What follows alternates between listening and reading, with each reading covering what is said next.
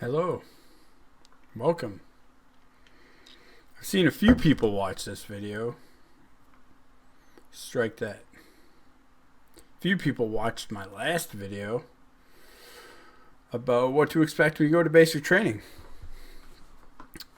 This time, I guess we can talk about what to expect after successfully completing basic training like you will. In my case, like I said, we got told that we were going to go to Korea. And you're like, shit, Korea. Know nothing about this place. Better start researching my shit. And then you're going to go home for, a week or so on leave after basic training.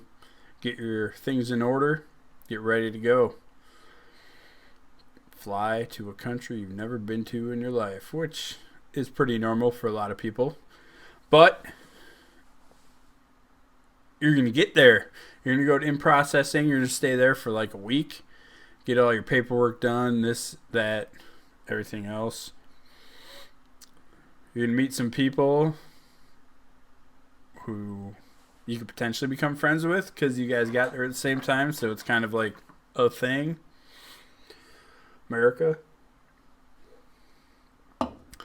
And then you're going to get sent to your company. And then you get to your company and you're going to be a new guy. And in my case, I got to my company. I talked to a specialist. And he said, you ever driven a Bradley before? And I said, nope. He said, you know what a Bradley is? And I said, yeah. He said, well, you're going to be driving it.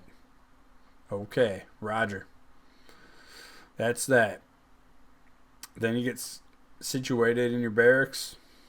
Korea is different. Like, it's considered a hardship tour, or was when I was in. People are going to fuck with you, I guess, a little bit, especially in Korea, because Korea's old school. They don't get all soft like it does stateside. You get the shit smoked out of you in Korea. Just because, whatever. Initiation and all that. No big deal. You'll survive.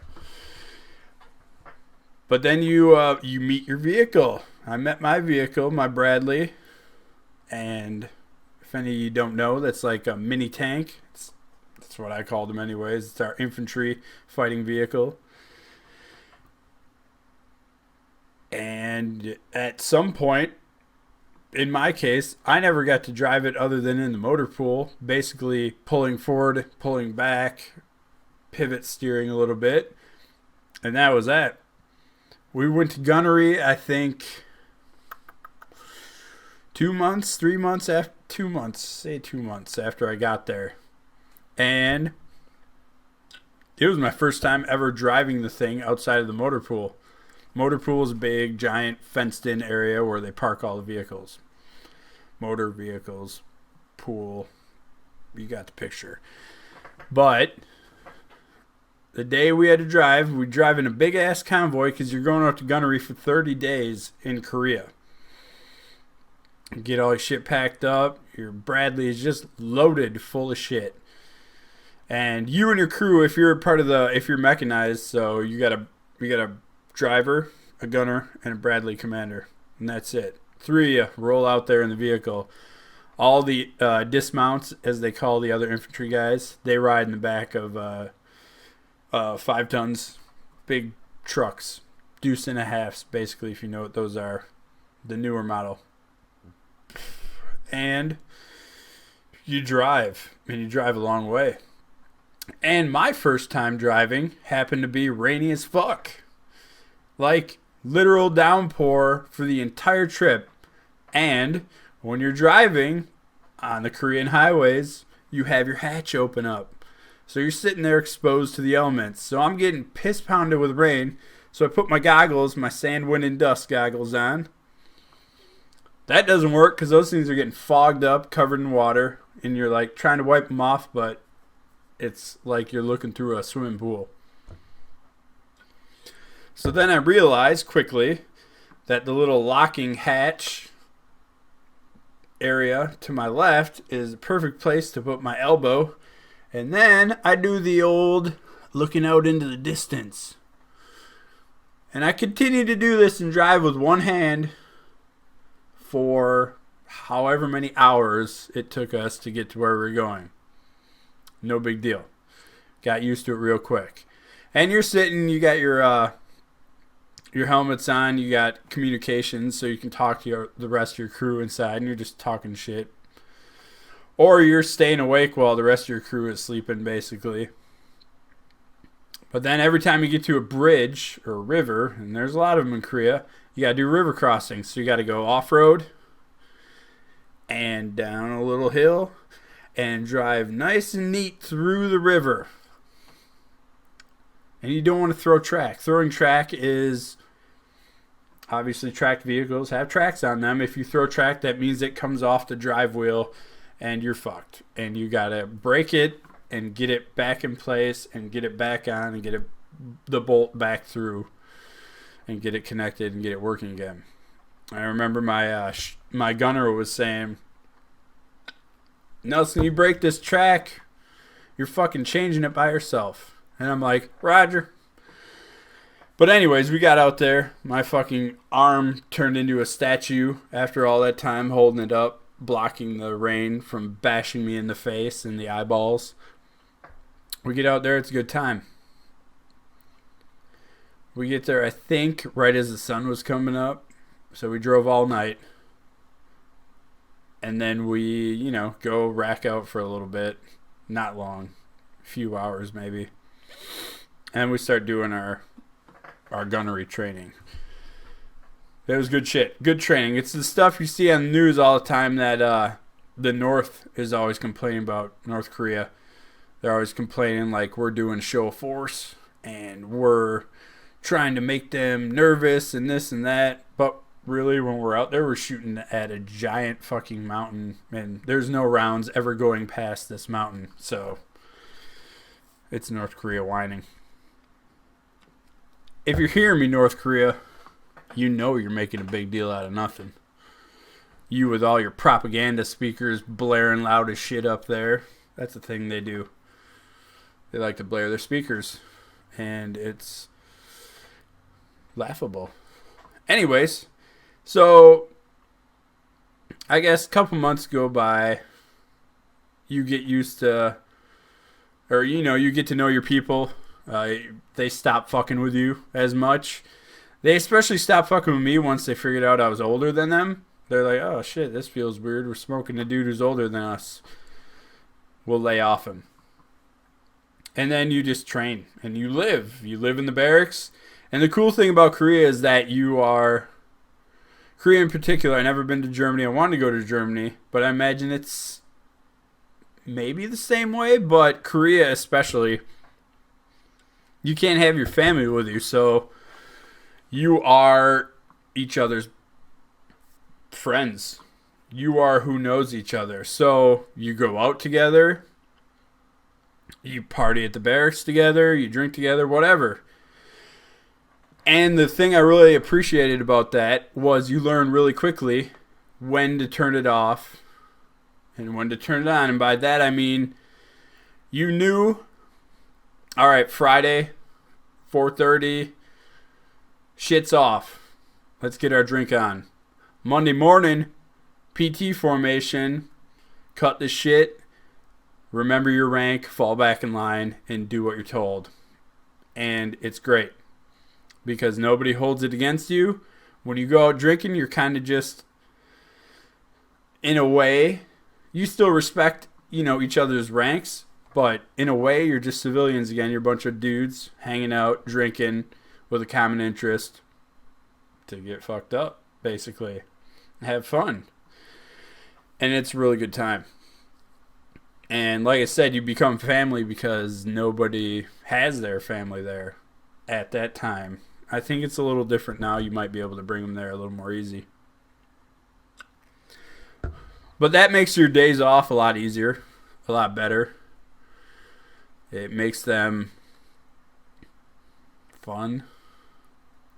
Basically, whenever we get off work, I would take the locking bolt on my door and I'd open it, or lock it fully, but have the door open. So that meant anybody passing by, and I would have music just cranked, and I'd be sitting on my computer fucking dicking away, doing whatever, talking to people back home, listening to music. And then my door being open meant, hey, stop by. Let's do some shit. I'm open to having fun. My dog. My goddamn dog. And it's great, because you do become pretty tight with your people.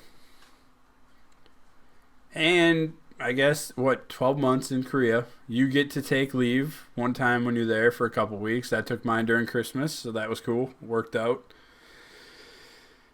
And, you go home for a couple weeks, you have fun, do whatever you want, stay out of trouble. And the day I got back, I remember, I got back at night, and I think it was a Sunday night, or it might have been a weeknight. But anyways, the next morning, they're like, hey, we're going down to Seoul, South Korea. And I'm like, oh, what the fuck are we doing down there? And they're like, we're going to the Korean War Museum and all this shit. And I'm like, that's fucking sweet, because basically it was like another day off for me. It worked perfect. So basically I got 2 weeks and a day off. And that was awesome. Anytime you get off in the military is great. Any leave or passes that you get, it's awesome. My dog is chewing on my hand right now. But you learn a lot at your first duty station. You learn how the active duty army works. You learn the day-to-day. All right, I'm back. Like I was saying, you learn about what you're going to be doing for the next however many years you signed up for. Generally, it's 4 years contract, first enlistment. So it's good. You learn. You become yourself again, and you learn how to fit in, and you make friends, really good friends, and people that you can rely on. And in our case, we went to gunnery twice through my 12 months there. So the second time was a little bit different, because we went for gunnery, which is 30 days. And then we did this thing called Vigilant Guard, which we were apparently going to be the last people ever to do it. So we went up to Camp Greaves, just south of the DMZ, the border between North and South Korea. And we pulled Vigilant Guard, as they said.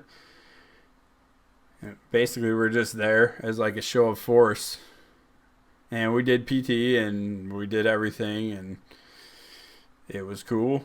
But we were there by ourselves, just our company. Everybody who was there had deployed to Iraq. That's another thing.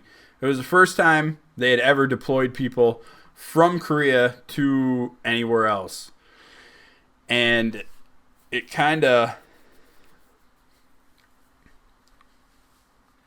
sucked, I guess, for a lot of people, because a lot of guys I went with were only in Korea for maybe 3 months, and then they got deployed to Iraq.